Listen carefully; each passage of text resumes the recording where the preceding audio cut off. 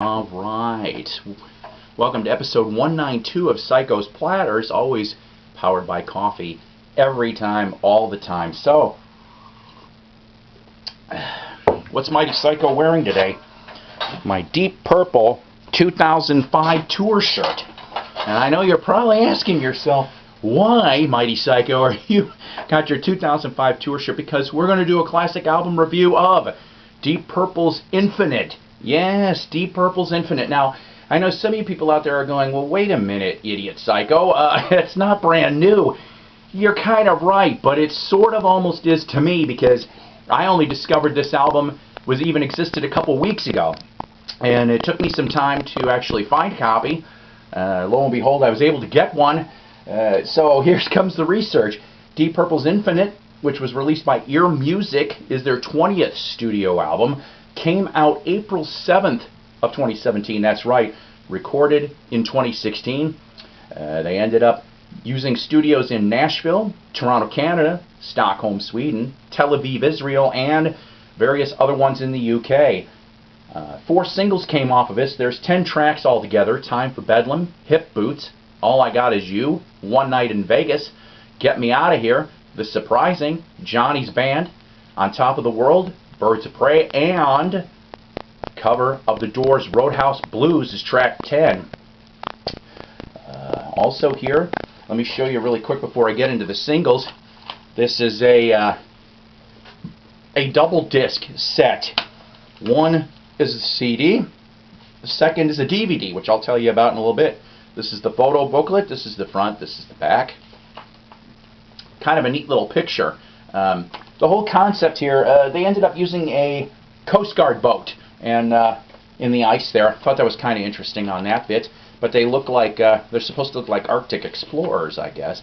Here's a really nice picture of them. Excuse me. And then one last one on here. But this is, of course, the lyric booklet that comes with this. But like I said, 4 singles that came off of here. The first one came out February 3rd of 17, Time for Bedlam. Second single was All I Got Is You, came out March 10th. For some reason, the next day, they put out the third one, Limitless. And then the fourth single, Johnny's Band, came out June 1st. I like all these, along with Hip Boots and One Night in Vegas. Actually, all the tunes on here, I really like them. And I'll explain more in a second. All tracks written by Don Airey, Ian Gillan, Roger Glover, Steve Morse, and Ian Pace, the lineup that Deep Purple has been since late 2002, and producer Bob Ezrin all had hands in songwritings and instrumentation, except, of course, track 10, which was, like I said, the Doors' Roadhouse Blues. It's actually a really interesting version of it, honestly. This U.S. edition here, of course, like I said, comes with the Here to Infinite DVD, and it's actually narrated by Rick Wakeman. Go figure. I've seen bits and pieces of it. I kind of actually like it. The Japanese edition of this CD has 2 bonus tracks, Black Night and Smoke on the Water live from Milan, Italy, July 21st, 2013. If you get iTunes, the bonus tracks on there, Paradise Bar, Uncommon Man, which is an instrumental, Hip Boots, which is a rehearsal take, and Strange Kind of Woman live. Now, I gotta tell you, though, truthfully about this, it hit the Billboard charts, but it only hit 105 on the Billboard 200. 105. I'm telling you, this album deserves better than that. That's for sure. In the UK, it made it to number 6, and Germany and Swiss markets number 1 for all of those as well when it came out. Those stats from Billboard and Wiki as well for this album article, Wikipedia and Deep Purple's website is where I got all that from. So, I know you're asking me, Mighty Psycho, well, is this a good album or not? You're damn right it is, and I'm real surprised. I'm real surprised. This is the first album that came out from them, by the way, since Now What, which came out in April of 2013. I gotta confess, I haven't gotten that one yet. I don't know what that one sounds like. But this one here, if it's really true that this is the last Deep Purple album, They left on a really good note, honestly. So get this. I'll tell you, like I said, when I saw them in 2005, awesome live. I liked the way the band was. Okay? Yeah, I miss John Lord, and yes, I miss Ritchie Blackmore. Now, saying that, I guess from what I heard over the last couple weeks, Ian Gillan and Ritchie Blackmore made peace, so to speak, right? So even though this is probably the last album from them, so don't hold your breath on a Blackmore thing there, but I don't know. Now that they've made peace, and this tour that is being called The Long Goodbye, if I remember correctly, will Ritchie show up? Maybe for an encore at 1 or 2 shows. Might be a possibility, and I'll tell you something, I kind of hope so. You know, because the Rock and Roll Hall of Fame thing, that was kind of a big mess. Not only was Ritchie taken out of there, he wasn't even, you know, allowed in the building, I'm told, from whoever, I'm not sure. I'm not going to go off and throw things that we're not 100% sure of, right? But needless to say, he wasn't allowed in the building, and I'm not entirely sure why, you know, some of the other band members didn't get their due like I think they should have. I'm sorry, I'm one of these kind of people that if a band is being nominated and gets into the Rock and Roll Hall of Fame, all members that were in that band that were involved in the recording processes deserve to be in the Rock and Roll Hall. Now, I know you're like going, well, wait a minute, what's that mean? Well, there are some bands that, I'll throw one out there, okay? I mean, although I guess, well, that's not entirely true either. Cheap Trick, Pete Comita. Okay, now I'm told Pete Comita might have actually been involved in 1 or 2 Cheap Trick songs, but you know, nobody can seem to get that going. So what I'm saying is Pete was a touring bassist in '80 for Trick, and he wasn't in the Hall of Fame. For Trick, see where I'm going on this? So basically, I think that needs to be rectified for all bands. Okay, same thing, for example, for Kiss. I think all the members of Kiss should have been in the Rock and Roll Hall of Fame, not just the original 4 that we love so much. I think every one of them that's been involved in a record needs to be put in there as a member. Okay? That's just, you know, off my soapbox on that bit.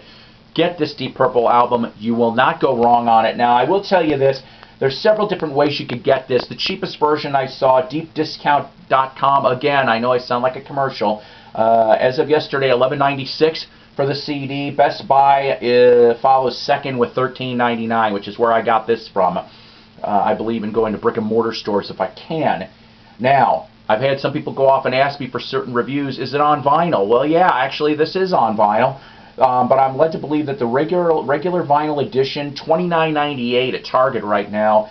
And for Target and Barnes & Noble, there is a special vinyl edition for $69.98, and I apologize, I could not get the details as to what was the justification of the price difference. If one of you guys out there happen to have that $69 special edition of the vinyl, will you tell us in the comments, please, exactly what is in there? Because I'd like to know myself, is it worth the $40 price difference? Because I do actually want to get it on at least regular vinyl. Now, the Japanese limited edition of this is, there's too much to say here, honestly, okay? If you really want to know about it, go look it up. But I do know that one of them involves, I think it's SMH.